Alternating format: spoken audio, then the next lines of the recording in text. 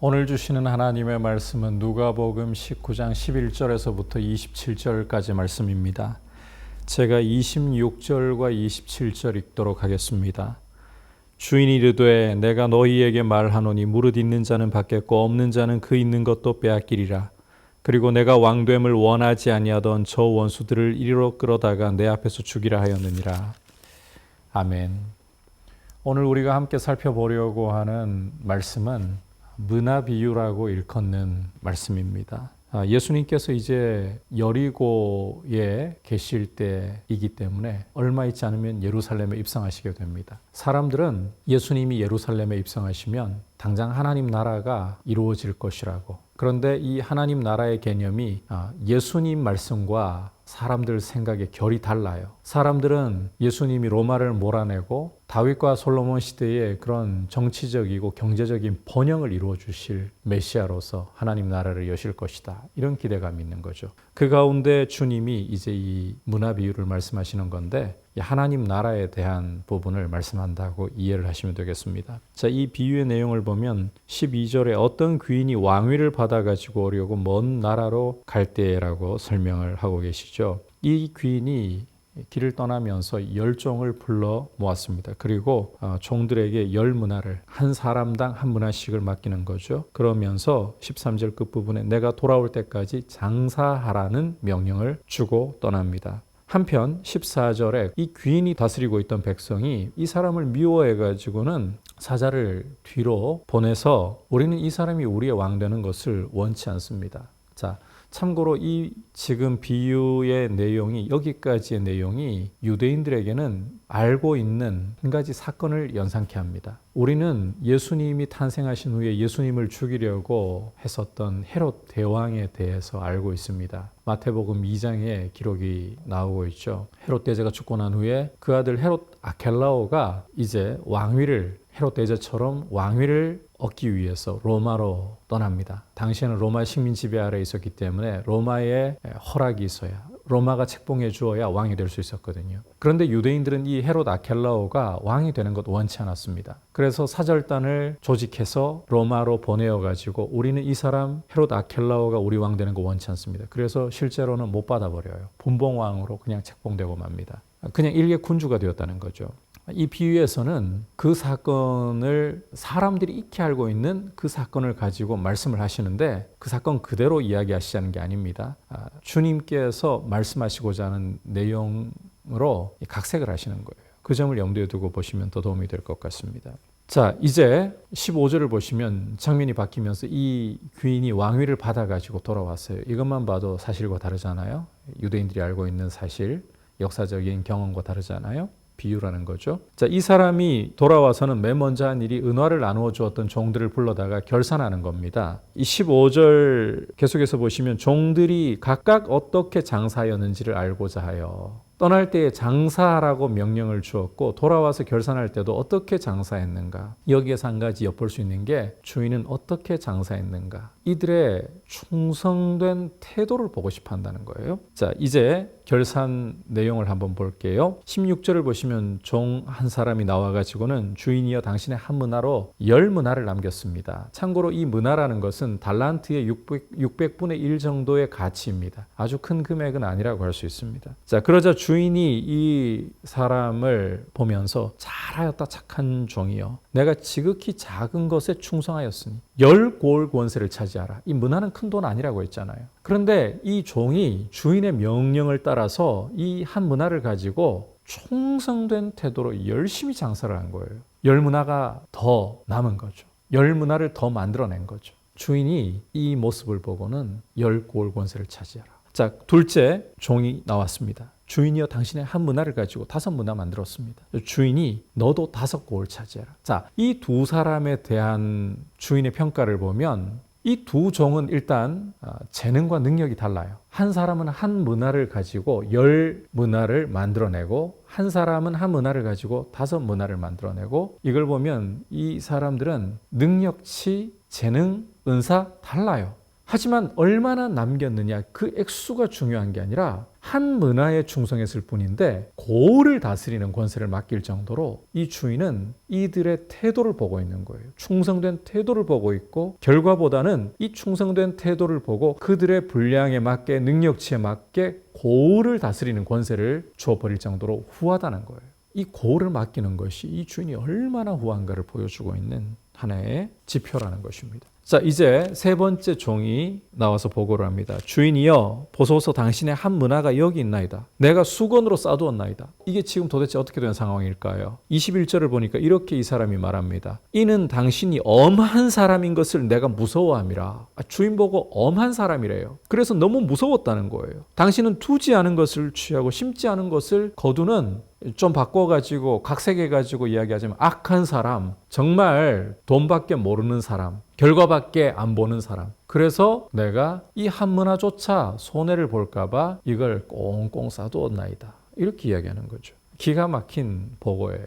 앞서 두 종과 결산하는 걸 보면 이 두 종의 경우 재능이 달라요. 은사가 달라요. 한 사람은 하나 가지고 10문화 남기고, 한 사람은 한 문화 가지고 5문화 남기고, 능력치가 다르고 은사가 다른 것이라 했잖아요. 하지만 주인은 이 능력치가 달라서 결과가 어떻게 나오느냐보다 이들이 주인의 명령에 순종해서, 주인의 명령에 주의해서 충성되게 장사한 것을 높이 사고 이들에게 고을을 다스리는 권세를 줄 정도로 후했잖아요. 결과를 보는 게 아니라는 거죠. 태도를 본 것이라는 거죠.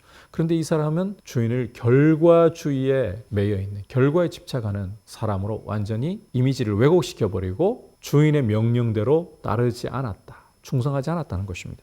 그러자 주인이 악한 종아, 악한 종이죠.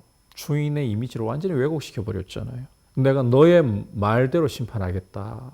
너는 내가 그렇게 엄한 사람이라고, 나를 결과만 보는 사람이라고 왜곡시켜버렸는데 내가 너의 말대로 너를 심판하겠다. 차라리 내 돈을 가지고 은행에 맡겨두지. 왜 안 맡겼냐? 그러면 돈도 고스란히 거기 이자까지 더해졌을 건데 그렇게 내가 결과 좋아하면 그렇게 가져오지. 왜 그렇게 안 했냐? 그러면서 이 사람에게서 한 문화를 빼앗아 가지고 10문화 있는 자에게 주라고 곁에 있는 종들에게 명령을 내리죠. 옆에 종들도 처음에는 이게 계산법이 이해가 안 돼요. 10문화씩이나 갖고 있는데요. 주인이 이런 말을 하죠.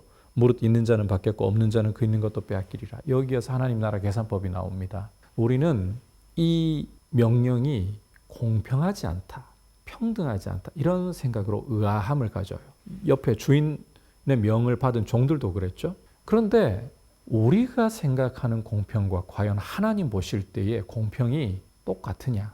다르다는 거예요. 우리는 공평이라고 말하면서 획일화를 원할 때가 너무 많습니다. 하나님이 세상을 참 다양하게 지으셨어요. 각 사람이 생긴 것도 다르고, 목소리도 다르고, 가지고 있는 어떤 능력이나 재능도 다르고, 그렇다면 모든 걸 똑같이 준다.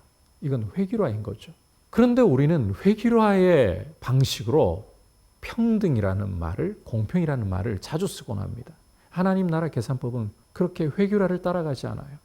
하나님 나라 계산법은 오히려 있는 자는 받아 더하고 없는 자는 있는 것마저 빼앗깁니다. 이걸 결과주의로 보면 굉장히 악하게 보일 수도 있습니다. 실제 이 세 번째 종이 그렇게 본 거예요. 그런데 하나님이 세상을 운영하시고 다스리시는 방법은 붕어빵 공장을 운영하시는 것과 달라요. 획일화가 아니라는 거예요.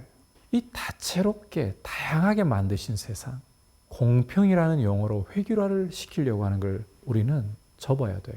오히려 하나님은 이 있는 자는 받겠고 없는 자는 있는 것도 빼앗기리라는 말씀을 통해서 좋은 태도를, 하나님 나라는 충성된 태도를 가치 있게 본다는 것을 부각시켜서 말씀하고 계신 겁니다.